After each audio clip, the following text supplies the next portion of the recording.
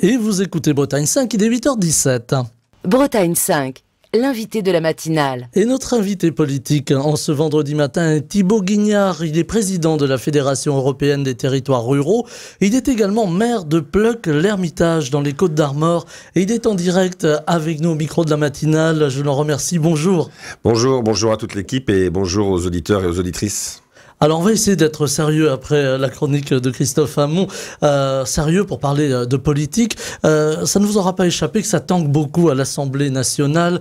Il y a eu ce spectacle hier soir, spectacle qui fait couler beaucoup d'encre dans les gazettes et chez les commentateurs politiques, mais aussi chez les Français qui s'étonnent de ce spectacle qui nous a été offert hier soir à l'Assemblée nationale où un député MoDem, voilà, on pourrait dire s'est accroché, le terme est presque réel dans la vraie vie comme l'on dit, avec un député socialiste et plus largement aussi un autre député LFI. C'est un triste spectacle que nous offre l'Assemblée nationale en ce moment. Un triste spectacle, effectivement. Je pense que l'Assemblée nationale n'est pas à la hauteur. Elle n'est pas à la hauteur de la population française qu'elle représente. Elle n'est pas à la hauteur des enjeux du moment. Et je ne voudrais pas parler comme un ancien, mais moi qui ai eu la chance de travailler aux côtés de Marc Le Fur entre 2009 et 2015, je regrette l'ancien temps où les débats étaient parfois rugueux, mais où les députés étaient respectueux et où les institutions fonctionnaient.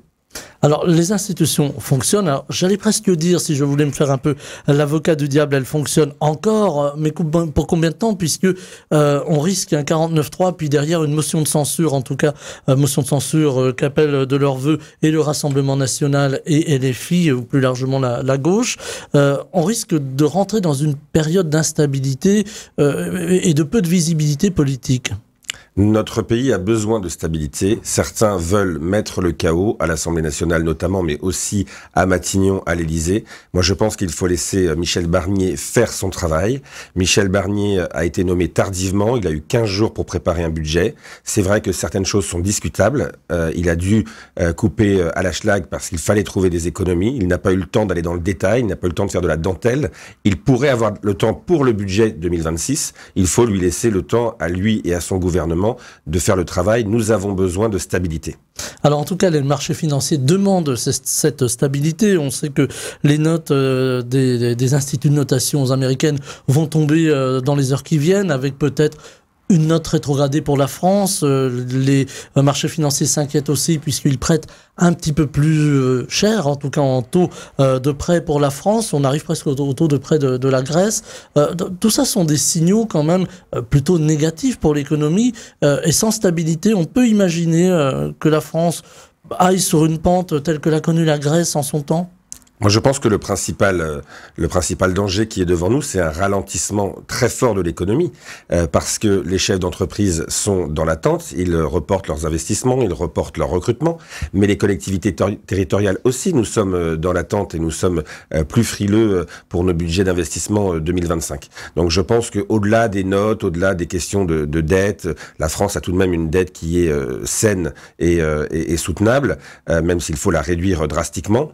Je pense qu'au-delà de toutes ces choses qui cherchent aussi à faire peur, il faut surtout voir le vrai danger. Le vrai danger, c'est le ralentissement économique, c'est les plans sociaux qui commencent à arriver. Et à un moment où on aurait besoin de soutenir l'économie, eh bien, nous avons des députés de la nation qui font les zouaves dans l'hémicycle comme hier. Voilà, on a vu voilà, ce coup de poing dans l'hémicycle. Il n'a pas le rôle facile finalement, Michel Barnier. Il est choisi par le président de la République après un long temps de réflexion, alors que la gauche proposait un candidat, une candidate en l'occurrence, en la personne de Lucie Castet. Il a fort à faire. Il doit négocier, il doit jouer sur le compromis. On lui reproche d'être à la main de l'extrême droite du Rassemblement national. C'est un faux procès qu'on lui fait ?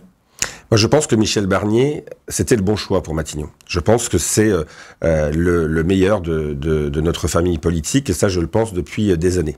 Il a été malheureusement nommé un petit peu tard. J'aurais aimé qu'il travaille plus tôt avec le président Macron, notamment lorsque son nom a circulé pour succéder à Édouard Philippe.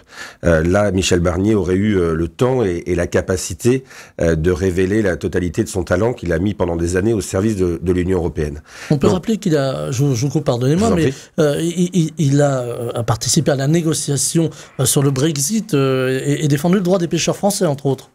Tout à fait. Et c'est pour ça que moi, j'ai assez confiance, on verra ce qui va se passer dans les jours qui viennent, mais j'ai assez confiance dans la capacité de négociation de Michel Barnier, et s'il arrivait à passer cette motion de censure, il serait renforcé, et il pourrait, comme je le disais en introduction, commencer un travail plus de dentelle, de réforme, même de refondation sur certains points, de façon à préparer un budget 2026 qui soit beaucoup plus soutenable et avec beaucoup plus de temps et de méthode pour la préparation. Alors, si motion de censure il y avait, il n'y aurait pas de shutdown, puisqu'en France, on n'a pas ce système américain qui est très propre aux États-Unis, mais il y aurait simplement un report du budget, finalement. Et ça s'est déjà produit dans l'histoire française, où des budgets n'ont pas été votés en temps et en heure, où finalement, il ne s'est rien passé de très grave. Le budget 2024 serait reconduit. Mais une motion de censure pour faire quoi? Une motion de censure pour nommer qui? Pour nommer Madame Castex, qui sans doute a de grandes qualités, même si je ne partage pas beaucoup de ses idées politiques, mais qui tomberait au bout d'une semaine, puisque déjà, ce qu'on appelle le bloc central et le Front National ont déjà annoncé que s'il y avait des ministres LFI dans le gouvernement de gauche, eh bien, ils censureraient tout de suite, ce que je trouve tout à fait normal au regard du positionnement d'aujourd'hui de LFI. Et donc, elle ne tiendrait pas une semaine. Donc, qu'est-ce qu'on pourrait avoir comme autre organisation que celle qui est aujourd'hui? Donc, je pense qu'avant de censurer, il faut se poser la question de savoir quelles sont les autres alternatives. Alors, on va nous dire la démission du président Macron. C'est ce qu'on entend beaucoup, finalement. Voilà, c'est ce à quoi veulent aboutir les partisans du chaos. Mais nous sommes dans la Ve République, avec un régime présidentiel, avec un président de la République qui doit tenir son rôle en politique intérieure, mais aussi sur la scène internationale. Et je pense que pousser à la démission un président de la République comme Emmanuel Macron, ce serait déstabiliser et décrédibiliser la France sur la scène internationale. Emmanuel Macron doit terminer son mandat dans une situation qui n'est pas simple, dont il est en partie à l'origine, c'est vrai. Mais n'oublions pas non plus que si Emmanuel Macron est à l'initiative de la dissolution, la composition de l'Assemblée nationale actuelle est à l'initiative des électeurs et des électrices. On les a vus d'ailleurs, ces électeurs, ces électrices, se tourner beaucoup vers le Rassemblement national. Je le disais tout à l'heure, qui tient un peu aujourd'hui le sort de cette motion de censure. Le week-end risque d'être un peu long pour Michel Barnier. Qui a d'ailleurs... Michel Barnier ne doit pas prendre beaucoup de week-ends en ce moment. Je le crains. Et on peut dire en tout cas qu'il a fait des concessions par rapport à ce que demandait en particulier le Rassemblement national. On pense à cette réduction des coûts de l'électricité. Mais finalement, ça n'a pas l'air d'aller assez loin pour le Rassemblement national et aussi pour la gauche. Est-ce qu'il peut encore reculer sur certaines, en tout cas concéder sur le budget, voilà, certaines dispositions pour éviter de faire tomber son gouvernement? On parle de recul, on parle de concession, on parle de gestes en direction de tel ou tel, mais en fait c'est de la négociation politique parce qu'il n'y a pas de majorité. Et ça en France on n'est pas habitué, c'est-à-dire qu'il n'y a pas de majorité, donc il faut essayer de constituer au moins une minorité contre la motion de censure. Enfin une minorité pour la motion de censure, ou en tout cas une majorité contre la motion de censure. Donc effectivement c'est de la négociation. Et c'est là que j'ai confiance dans les capacités et dans les qualités de Michel Barnier. Et moi, je m'opposerai toujours fermement, fortement aux idées de l'extrême droite. Je me suis engagé en politique en 2002 pour soutenir Jacques Chirac face à Jean-Marie Le Pen. Je suis un pro-européen, donc je m'opposerai toujours à l'extrême droite, qu'elle s'appelle Front National, Rassemblement National, Le Pen ou Bardella. Mais pour autant, ils sont là. Les Français ont envoyé une cohorte de députés Rassemblement National à l'Assemblée nationale. Donc, ils ont effectivement une part de pouvoir et ils l'utilisent pour défendre une partie de leurs idées. C'est la réalité, c'est les Français qui l'ont souhaité. Est-ce qu'on peut rentrer, si le chaos arrivait, on va faire un peu de politique fiction, je sais que vous n'aimez pas tellement la politique fiction, mais voilà, pour essayer de comprendre, si demain le chaos arrive, on rentre dans une crise qui peut devenir une crise institutionnelle, est-ce qu'on n'arrive pas à ce niveau-là, et je vais me montrer un peu provocant, aux limites de la Ve République ? Arrivé aux limites de la Ve République, effectivement, on a aujourd'hui une pratique politique qui est différente de celle d'il y a encore 10 ans.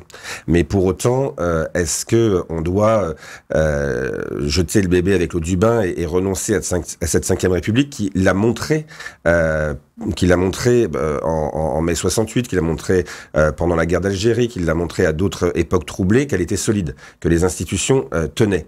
Et donc je pense aujourd'hui qu'elle peut sans doute être modifiée. D'ailleurs, elle a été modifiée sensiblement à plusieurs reprises, hein, notre Constitution. Mais pour autant, repartir d'une page blanche pour construire un nouveau système qui ne serait pas forcément en adéquation avec l'histoire de la France, avec la personnalité des Français, qui sont quand même des Français. Et donc, cette Ve République, elle est quand même, je pense, une certaine assurance pour notre démocratie et notre République. Et donc, je pense qu'il ne faut pas non plus complètement la détricoter. Est-ce qu'il faut y introduire finalement un peu plus de peuple, hein, si vous me permettez le terme, puisqu'on l'a vu, hein, vous le notiez à l'instant, les Français se sont quand même tournés vers le Rassemblement national, on lançait une sorte de message de bouteille à la mer en disant ça ne fonctionne plus, on n'a plus confiance en nos politiques, et je lisais quelques réactions d'auditeurs ce matin en arrivant à la rédaction qui nous interpellent, nous les journalistes, en disant comment peut-on croire en la politique lorsque l'on voit justement ce spectacle à l'Assemblée nationale. Eh bien, il faut que chaque électeur de circonscription qui a envoyé un député Rassemblement national ou LFI à l'Assemblée nationale se pose la question.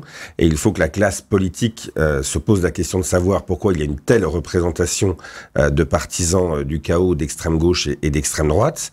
Et d'apporter les réponses que les Français attendent pour que le pays s'apaise, aille mieux, et que naturellement les électeurs se tournent vers des candidats du socle républicain, de la gauche républicaine à la droite républicaine. Et je pense qu'il y a quand même beaucoup de choix en termes de politique en France, mais il faut qu'on soit capable de répondre à l'inquiétude, parfois même aux angoisses de nos concitoyens, qui font que ils vont le dimanche dans leur bureau de vote pour glisser un bulletin de vote LFI ou Rassemblement national.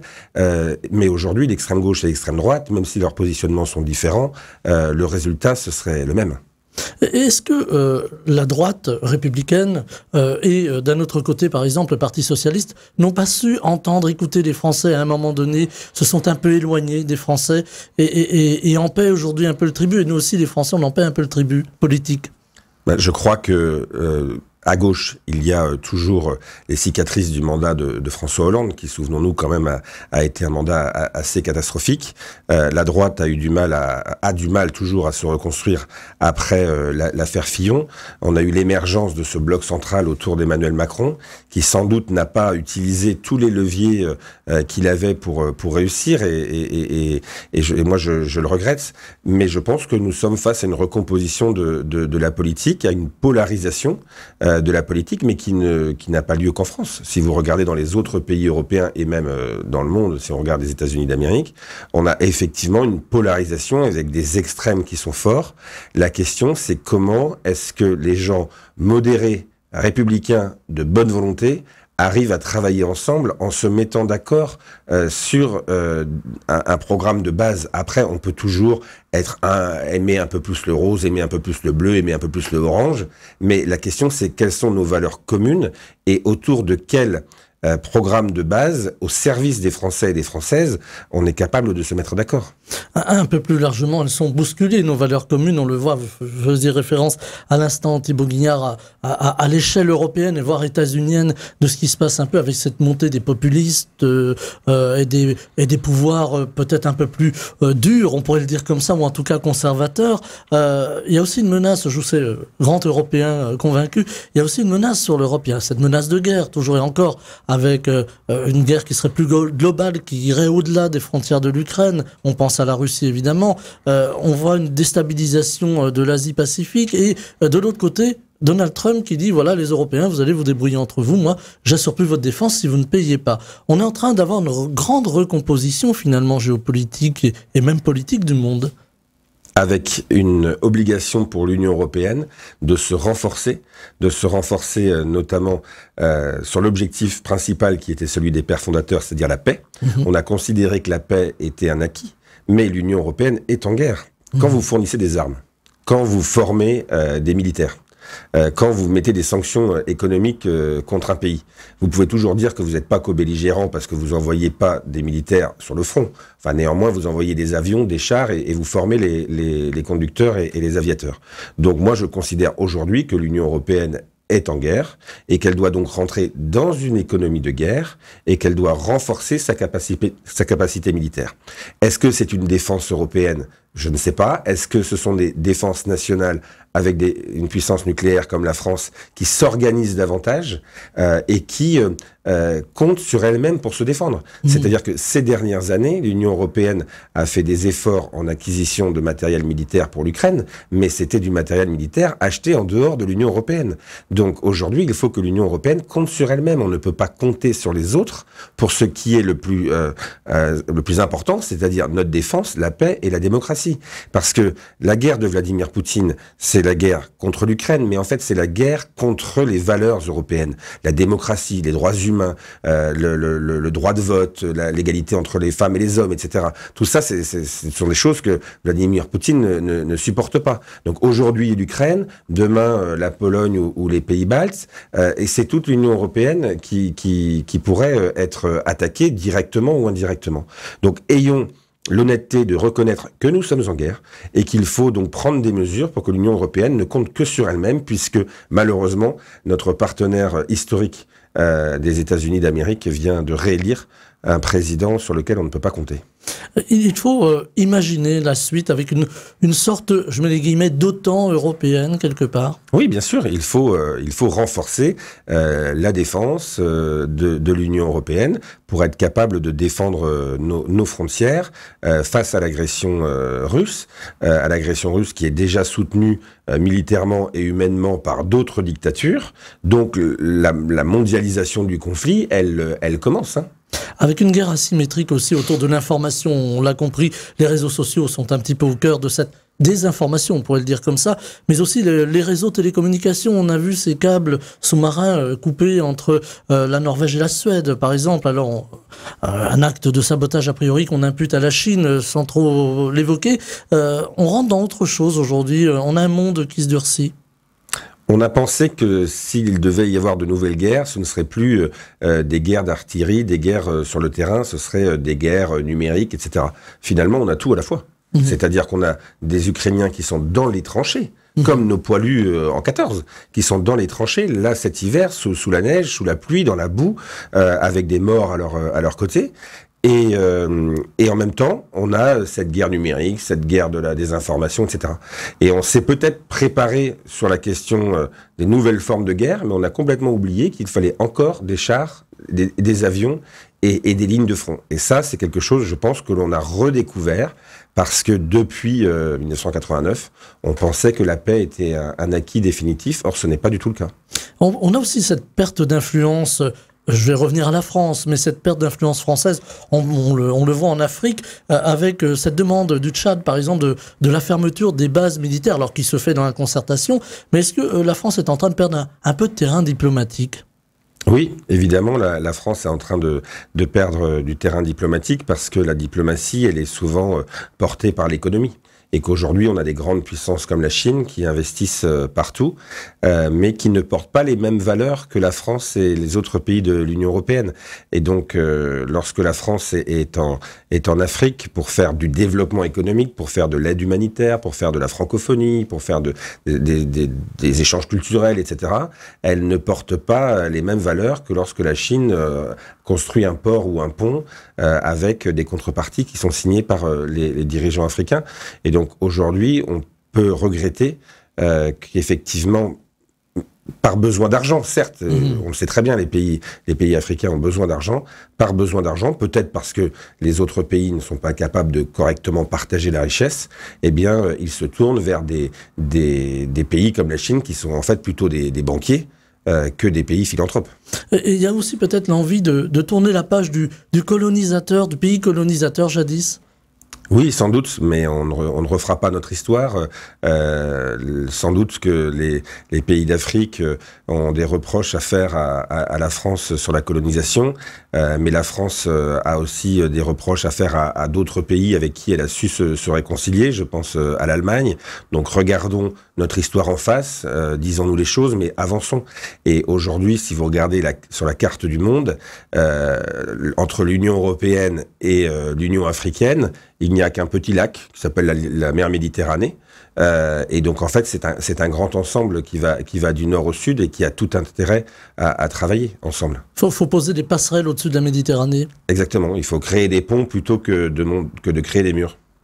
Avec un affaiblissement de la France aussi, on le disait en commençant avec ce budget qui est très chaotique, un affaiblissement économique, une nation affaiblie économiquement est une nation vulnérable. Est-ce qu'il y a urgence aujourd'hui à trouver les solutions, et ça nous ramène au budget encore, à trouver des solutions, y compris dans nos territoires, puisqu'on le voit, et là je m'adresse au maire que vous êtes, Thibaut Guignard, on le voit, et vous le disiez également tout à l'heure en début d'interview, les difficultés que connaissent les territoires pour pouvoir assurer leur financement aujourd'hui, pour pouvoir boucler simplement leur budget, et au-delà de ça, assurer les missions de territoire qu'attendent les habitants, qu'attendent les administrés. Aujourd'hui, on nous annonce une ponction entre 3 et 5 milliards sur le budget des grandes collectivités, des 450 plus grandes collectivités. Il semblerait que Michel Barnier fait un geste en direction des départements qui sont vraiment dans une difficulté énorme avec l'explosion des besoins sociaux. Mais du côté des collectivités, du côté des mairies, on nous explique déjà depuis longtemps qu'il faut toujours faire plus avec moins. Il faut quand même se souvenir que sous le mandat de François Hollande, on nous a supprimé 11 milliards d'euros de dotation globale de fonctionnement. 11 milliards d'euros, on ne les a jamais retrouvés. On peut remercier le président Macron d'avoir maintenu la DGF légèrement augmentée, mais pas au niveau de l'inflation, mais légèrement augmentée. On avait perdu 11 milliards. Donc ça fait déjà longtemps qu'on nous explique qu'il faut faire plus et mieux avec moins. Mais au Congrès des maires, j'ai entendu autre chose que des questions purement financières. J'ai entendu un mal-être qui est lié au fait qu'on peut plus prendre d'initiative, qu'on peut plus innover à cause des normes, à cause des règlements, à cause des plans, des schémas qui nous cadrent et qui sont coercitifs. J'ai entendu des maires qui sont fatigués par la complexité, qui voudraient de la simplification administrative. J'ai aussi entendu des maires qui sont heurtés par l'attitude de certains de nos concitoyens qui n'ont plus le respect de la fonction, qui ne sont plus dans le dialogue, mais plutôt l'agression.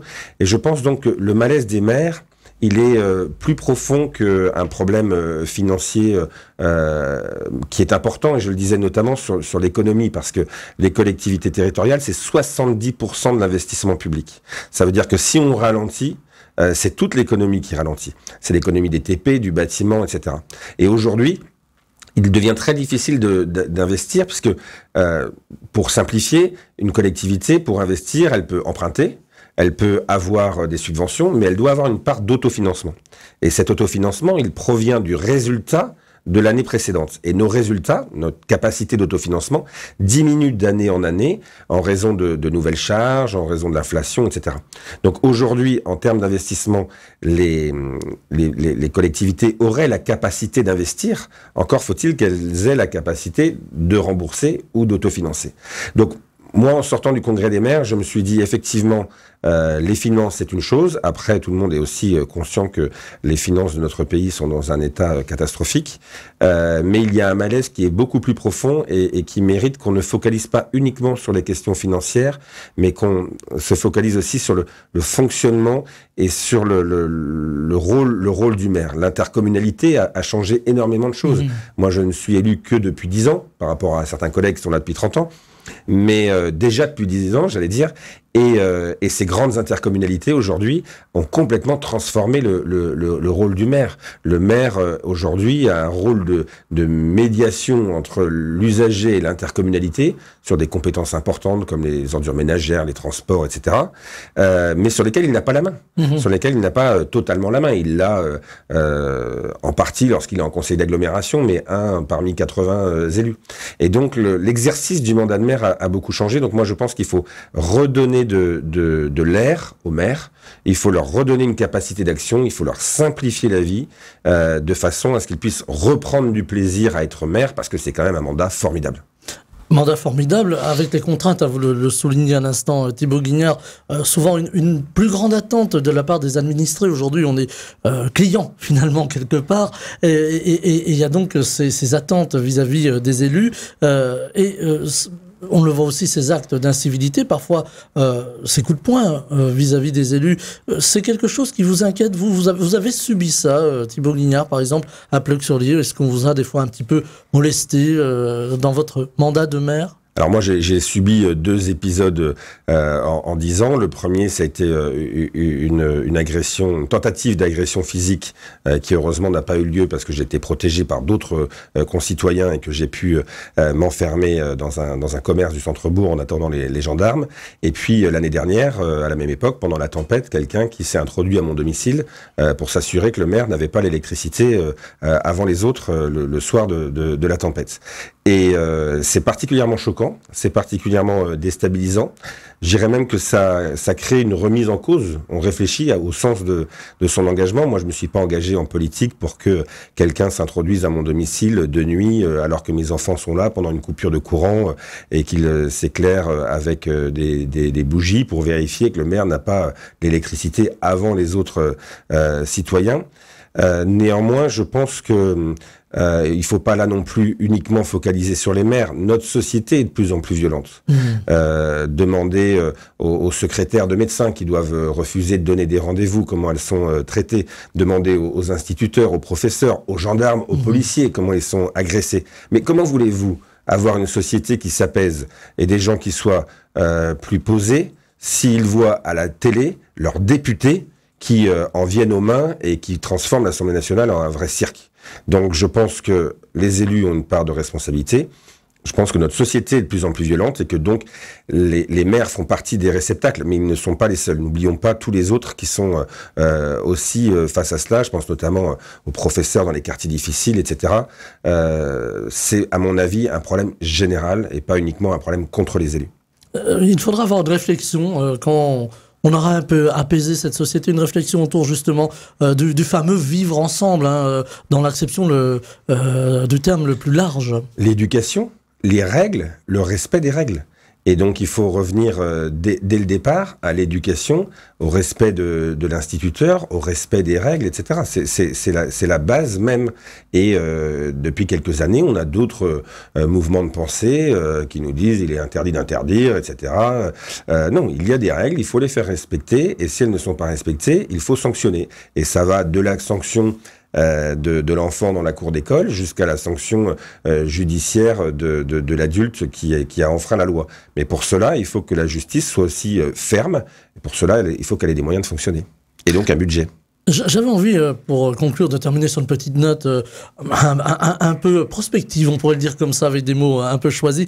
Il faut enlever les caméras de l'Assemblée nationale, parce qu'avant, il n'y avait pas de caméras. Il y avait pourtant parfois, on se jetait les encriers en un autre temps à la figure. Ça nous ramène à Clémenceau, vous me direz. Mais est-ce qu'il faut peut-être enlever les caméras pour éviter que il y ait une forme de show à l'Assemblée? Le terme va peut-être vous choquer, mais est-ce qu'il faut penser à ça? Je ne sais pas si le problème c'est la caméra, parce que la caméra, la pauvre, elle a rien demandé à personne, et je pense que nos concitoyens ont le droit d'avoir une transparence. Mais lorsque je travaillais à l'Assemblée nationale, j'étais toujours surpris de voir, mais ça c'était il y a 10 ans, de voir la qualité des débats et la sérénité des débats, quelles que soient les familles politiques, toute la semaine. Et puis pendant les questions au gouvernement, où là il y avait à l'époque France 3 qui diffusait en direct, pendant les questions au gouvernement, un cirque pas possible, un bazar, qui s'arrêtait à 16h15 lorsque les questions au gouvernement s'arrêtaient et les députés reprenaient des débats sereins sur le fond, etc., réussissaient à trouver des amendements communs, etc. Mais ça, c'était il y a 10 ans. Aujourd'hui, tout ça a changé. Le cirque est permanent. Mais là aussi, les 577 députés ne sont pas tous des zouaves. Il y en a aussi qui travaillent, il y en a aussi qui sont respectables, il y en a qui essayent de se faire passer pour respectables, mais il y en a aussi beaucoup, justement dans le socle commun, qui sont respectables. Et je pense notamment à notre jeune député de la 3e circonscription des Côtes-d'Armor, Corentin Le Fur, qui fait un travail remarquable depuis son élection. Voilà, il faut souligner que tous les députés ne font pas le chahut. Exactement.